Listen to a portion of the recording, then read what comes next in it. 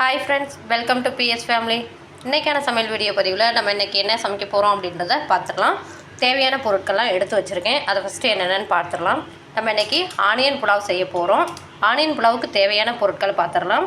சின்ன வெங்காயம் வந்து ஒரு 1/4 கிலோ போல் எடுத்து வச்சுருக்கேன். சின்ன வெங்காயத்தை வந்து நம்ம உரித்து நல்லா தட்டி எடுத்துக்க போகிறோம். பெரிய வெங்காயம் வந்து வணக்கிறதுக்காக பெரிய வெங்காயம் ஒரு 4 வெங்காயம் எடுத்து வச்சுருக்கேன். பூண்டு வந்து ஒரு கட்டி எடுத்து வச்சுருக்கேன்.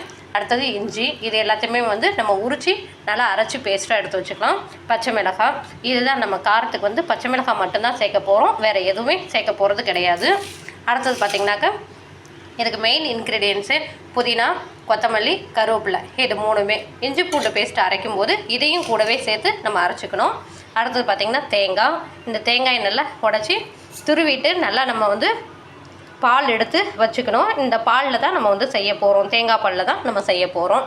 அடுத்தது வந்து நம்ம வழக்கமாக போடுறது அந்த பட்டை, கிராம்பு, ஏலக்காய் இதெல்லாம் போட்டு நம்ம செய்ய போகிறோம். ஓகே, இதுதான் தேவையான பொருட்கள். இது மட்டும்தான் நமக்கு வந்து தேவையான பொருட்கள். இதையெல்லாம் இப்போ உரித்து அரைச்சி எடுத்துகிட்டு வந்துடலாம். ஓகே, உரிச்சதுக்கப்புறம் காட்டுறேன். இப்போ நம்ம எல்லாத்தையுமே அரைச்சி எடுத்துகிட்டு வந்துட்டோம். இஞ்சி பூண்டு பேஸ்ட்டு பாருங்கள், நல்லா நைஸாக அரைச்சி எடுத்துகிட்டு வந்தாச்சு.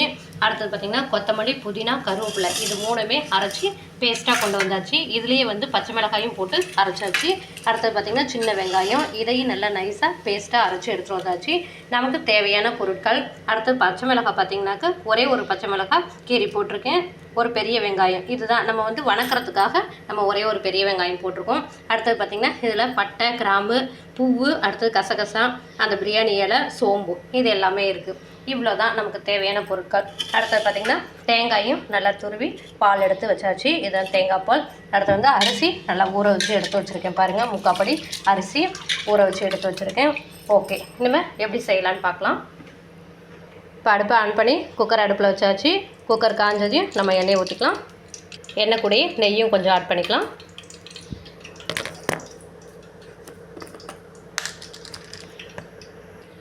நெய் ஊற்றிக்கலாம். எண்ணெய் நல்லா காஞ்சதையும் இந்த இன்க்ரீடியன்ஸ் எல்லாம் நம்ம போட்டுக்கலாம். பட்டை, கிராம்பு, சோம்பு, அடுத்தது பார்த்திங்கனாக்கா பூவு, கசகசா, சோம்பு, இது எல்லாத்தையுமே நம்ம போட்டுக்கலாம். எண்ணெய் வந்து காஞ்சிருச்சு. இப்போ இது எல்லாத்தையும் நம்ம கொட்டிக்கலாம். நல்லா பொரியுது. இப்போ இந்த பச்சை மிளகாயும் போட்டுடலாம். அடுத்ததாக ஒரு கொத்து கருவேப்பிலை, அதையும் போட்டுடலாம். அடுத்தது வாசனைக்காக ஒரு வெங்காயம் வெட்டி வச்சுருக்கோம் பார்த்திங்களா, இந்த வெங்காயத்தை போட்டு நம்ம வணக்கிக்கலாம். இப்போது நம்ம எல்லாத்தையும் வணக்கிக்கலாம். இது எல்லாத்தையும் நல்லா வணக்கி விட்டுக்கலாம். நல்லா வணங்கினதுக்கு அப்புறம் தான் நம்ம வந்துட்டு வெங்காயம் அரைச்சி வச்சுருக்கோம் பார்த்திங்களா, அந்த வெங்காய பேஸ்ட்டை நம்ம இதோட கொட்டிக்கலாம். நல்லா வணங்கட்டும். எண்ணெய் நல்லா தாராளமாக ஊற்றிருக்கும், அப்போ தான் நல்லா சூப்பராக வரும். எண்ணெயும் நெய்யும் மிக்ஸ் பண்ணி போட்டிருக்கிறது வாசனை சும்மா கமன்னு வருது. அப்படியே அந்த வெங்காயம் இதில் போட்டு வணக்கும்போது செம வாசம், சொல்கிறதுக்கு முடியல, அந்த அளவுக்கு வாசனை ஆளை தூக்குது. ஓகே, இது கொஞ்சம் நேரம் வணங்கட்டும். அடுத்ததாக நம்ம அரைச்சி வச்சுருக்கிற இஞ்சி பூண்டு பேஸ்ட்டு இதையும் போட்டுக்கலாம். நல்லா வலிச்சுட்டு போட்டு காமிக்கிறேன். இதையும் நல்லா வணக்கி விட்டுக்கலாம்.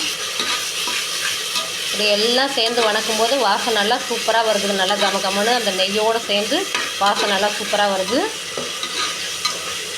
நல்லா பேஸ்ட்டாக அரைச்சாச்சு பாருங்கள், நல்லா மசிஞ்சு வந்துச்சு. ஓகே, இந்த ஸ்டேஜில் நம்ம வெங்காயத்தையும் போட்டுக்கலாம். அரைச்சி வச்சுருக்க வெங்காயம் பேஸ்ட் இதையும் போட்டுக்கலாம். இதையும் நல்லா மிக்ஸ் பண்ணி விட்டுக்கலாம். அந்த வெங்காய வாசனை போகிற வரைக்கும் நம்ம வந்து வணக்கினா போதும். ஏன்னா நல்லா பேஸ்ட்டாக அரைச்சிட்டோம்ல, அதனால் ரொம்ப நேரம் வணக்க வேண்டிய அவசியம் இல்லை. அந்த வெங்காய வாசனை போகிற வரைக்கும் நம்ம வணக்கினா போதும். ஓகே, இப்போது நம்ம அரைச்சி வச்சுருக்கிற கொத்தமல்லி, கருவேப்பிலை, புதினா இதையும் நம்ம போட்டுக்கலாம். நல்லா கிண்டி விட்டுக்கலாம். உப்பு வந்து தேவையான அளவு நம்ம பார்த்துட்டு தான் போடணும். இப்போ இதெல்லாம் பச்சை வாசனை போகிற அளவுக்கும் நம்ம நல்லா வணக்கிக்கலாம். வணக்கிக்கிட்டு அரிசியை போட்டுக்கலாம். நல்லா வணங்கட்டும். அடுத்ததாக அரிசியை வந்து கழுவி எடுத்து வச்சுக்கலாம். நல்லா வணங்கிடுச்சு. ஓகே, எல்லாமே பச்சை வாசனை போகிற அளவுக்கு நம்ம வணக்கிட்டோம். இப்போ வந்து அரிசியை கொட்டிக்கலாம். இதில் பாருங்கள், இந்த அளவுக்கு நல்லா வந்துருச்சு. இப்போது தண்ணியெல்லாம் எடுத்து வச்சுருக்கோம் பார்த்திங்களா, இந்த அரிசி எடுத்து நம்ம கொட்டிக்கலாம். இப்போது அரிசியை கொட்டி வச்சு நல்லா கிண்டிக்கலாம். இதில் வந்து மசாலா பொருட்கள்லாம் நம்ம சேர்க்கக்கூடாது. ஆனியன் புலாவில் வந்து மசாலா பொருட்கள்லாம் சேர்த்தோம் அப்படின்னா கலர் மாறிடும். நமக்கு வந்து காட்டத்துக்காக பச்சை மிளகாய் போட்டிருக்கோம், அதுதான் நமக்கு வந்து காட்டம் கொடுக்கும். மற்றபடி வேறு எந்த இன்க்ரீடியன்ஸும் நம்ம வந்து மசாலா பொருட்கள் சேர்க்க வேண்டிய அவசியம் இல்லை. ஓகே, இதை நல்லா கிண்டி விட்டாச்சு. இப்போது தண்ணி மிக்ஸ் பண்ணிக்கலாம். இந்த படியால் நான் 3/4 படி அரிசி எடுத்தேன். இங்கே பாருங்கள், இந்த மேற்கோடு இருக்குது பார்த்தீங்களா, இதால் 3/4 படி நான் எடுத்தேன். இதில் அப்போ 1.5 படி தண்ணி வைக்கணும். இந்த படியால் 1.5 படி தண்ணி வைக்கணும். நம்ம தண்ணிக்கு பதிலாக தேங்காய் பால் நம்ம சேர்க்க போகிறோம். தேங்காய் பால் சேர்க்கறதுனால இன்னமும் டேஸ்ட் அதிகமாக இருக்கும். அதனால தான் நம்ம வந்து தேங்காய் பால் சேர்க்குறோம். தேங்காய் பாலை வந்து அளந்து எடுத்துக்கலாம். நமக்கு வந்துட்டு 1.5 படி வரணும். நமக்கு வந்துட்டு 1 படி தான் வந்திருக்கு. இந்த அளவுக்கு நம்ம எடுத்தோம் பார்த்தீங்களா, இதே இன்னொன்று வேணும் நமக்கு. 1 படி தேங்காய் பால், 1 படி தண்ணி நம்ம சேர்த்துக்கலாம்.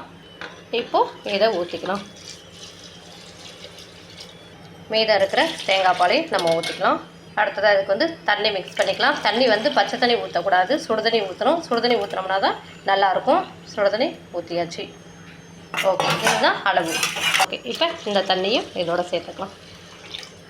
ஓகே, இப்போ நல்லா இதை ஒரு கிண்டிக்கலாம்.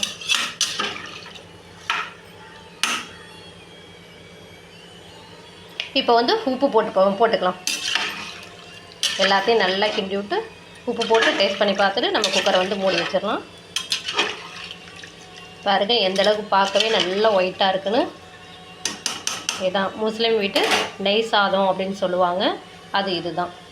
இப்போது நம்ம வந்து உப்பு போட்டுக்கலாம். 3/4 படிக்கு தேவையான அளவு நான் உப்பு எடுத்துருக்கேன். இந்த உப்பை போட்டுக்கலாம். போட்டுட்டு நல்லா இப்போ ஒரு கிண்டிக்கலாம்.